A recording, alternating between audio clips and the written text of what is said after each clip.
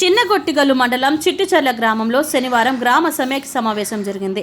జిల్లా వైద్య ఆరోగ్య శాఖ అధికారి డాక్టర్ బాలకృష్ణ నాయక్ ఆదేశాల మేరకు deputy DEMO Kiran Kumar, health educator Krishnamma వడదెబ్బపై అవగాహన కార్యక్రమాన్ని నిర్వహించారు. ఈ సందర్భంగా వారు మాట్లాడుతూ వేసవిలో రోజురోజుకి ఉష్ణోగ్రత పెరుగుతోందన్నారు. వడదెబ్బ తగలకుండా తగిన జాగ్రత్తలు తీసుకోవాలని కోరారు. ఉదయం 10 గంటల నుండి సాయంత్రం 4 గంటల వరకు ఎండకు బయటకు రాకుండా ఇంటి దగ్గర ఉండాలని సూచించారు.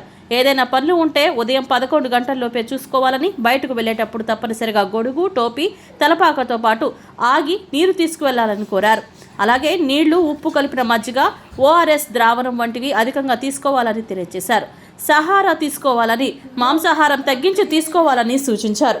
అదేవిధంగా నీరసం, కళ్ళు తిరగడం, తలనొప్పి, వాంతులు వంటి వడదెబ్బ లక్షణాలను తెలియజేశారు.